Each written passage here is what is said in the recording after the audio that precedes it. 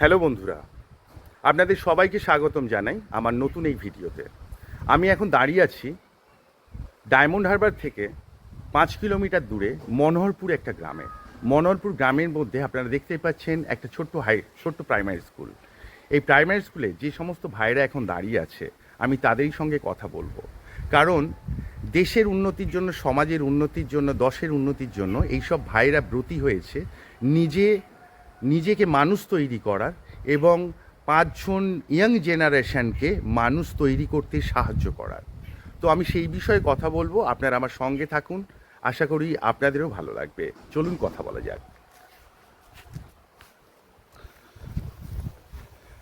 আচ্ছা ভাইরা, আমি তোমাদের প্রথমে জিজ্ঞাসা করি, সমাজের কল্যাণের জন্য, দেশের কল্যাণের জন্য, দশের কল্যাণের জন্য অনেক ধরনের রাস্তা আছে, তা তোমরা স্বামী বিবেকানন্দের এই রাস্তা গ্রহণ করলে কেন?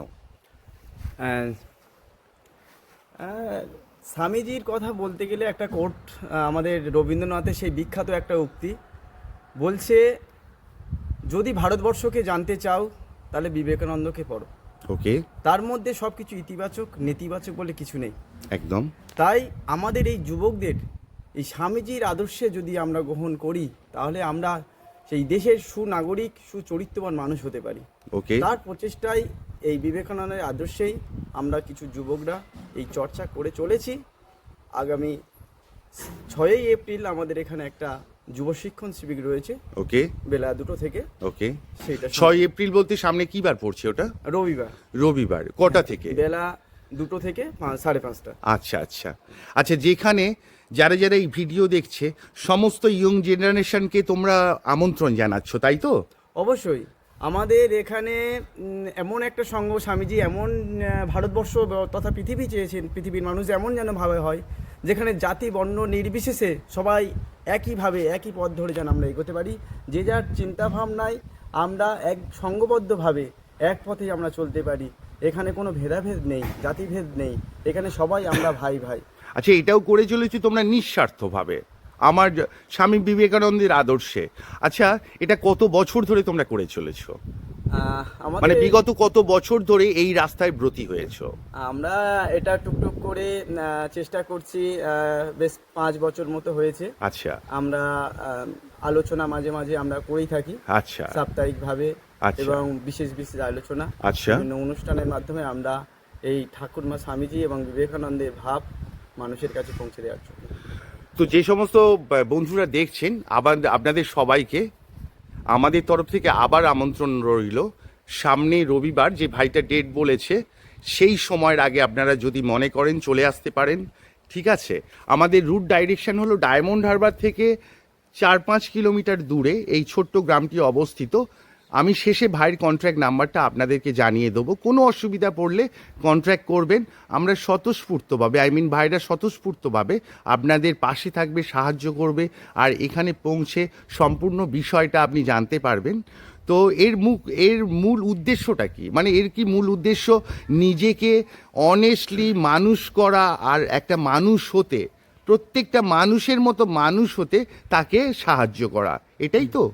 হ্যাঁ, এটা হচ্ছে গিয়ে মানে স্বামীজি একটা যে জিনিসটা মূল চেয়েছেন, স্বামী বিবেকানন্দকে নিয়ে বহুজন বহু রকম কাজ করছে। ওকে, কিন্তু এই যে পাঠচক্র, অখিল ভারত বিবেকানন্দ যুব মহামণ্ডল, ওকে, তিনি সেই সংগঠন চাইছে কি man making is my mission. Okay, মানে মানুষ তৈরি করাই হলোই আমার লক্ষ্য। একদম চরিত্রবান মানুষ। একদম। সেই কারণ দেশে তো মানুষের অভাব নেই, কিন্তু চরিত্রবান মানুষের বড় অভাব। হ্যাঁ হ্যাঁ। আর আমার মনে হয় সেই কারণেই আমাদের সব স্টেজেতে, সব জায়গায়তে এত দুর্নীতি, এত বিশৃঙ্খল, এগুলো ধীরে ধীরে ছড়িয়ে পড়ছে।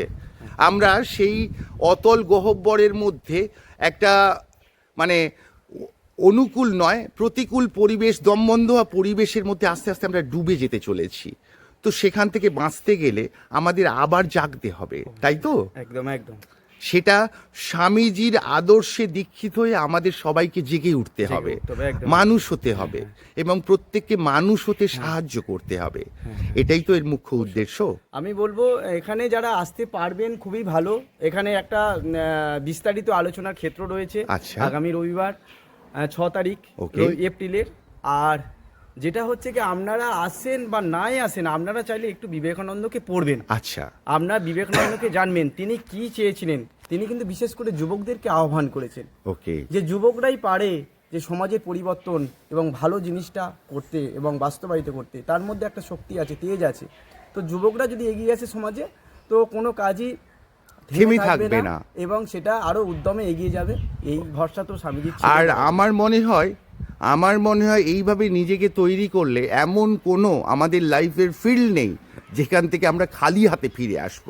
আমার মনে হয় যে যেখান থেকে দেখছেন, আমার প্রত্যেকটা ভাই, প্রত্যেকটা বোন, যে কোনো ফিল্ডে আপনি জয়ী হতে পারবেন এবং মাথা উঁচু করে গর্বের সঙ্গে বলতে পারবেন যে আমি পেরেছি একটা মানুষ হতে, মানুষের মতো মানুষ হতে, সৎ মানুষ হতে, যে পারে অন্য মানুষকে পরিবর্তন করতে, তাই তো? একদম। আচ্ছা আচ্ছা, একটা কথা যেটা দেখুন, বাস্তব সমাজ খুবই কঠিন, তবুও একটা আমরা যে স্বামীজি বা আমাদের কিছু দাদাদের কথা থেকে জানা যায় যে খুব কঠিন সমাজ, বাস্তবায়িত হওয়া খুব কঠিন, তবুও একটা আশা যে আমরা হবে না তো জানি, এই ভালো হওয়ার খুব কঠিন, কিন্তু চেষ্টা করতে অসুবিধা কোথায়? একদম, এই একদম। প্রয়াস, এই চেষ্টা এই সংগঠন করে চলেছে নিরন্তর। এটা সকলের জন্য দরজা খোলা, সবাই আসতে পারে নির্দ্বিধায়।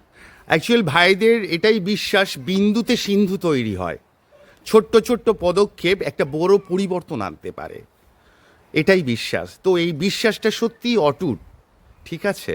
তো আমরা চলুন ছোট্ট ছোট্ট পদক্ষেপ নিই, স্বামী বিবেকানন্দকে জানি, নিজেকে পরিবর্তন করি, অন্য মানুষকে পরিবর্তন হওয়ার সুযোগ করে তুলি, দশের দেশের সমাজের জন্য একসাথে হাতে হাত মিলিয়ে চলুন আমরা এগিয়ে যাই এবং নতুন নতুন নতুন সূর্যের যেমন ভোরের মুখ দেখা হয়, আমরা নতুনভাবে জেগে উঠি।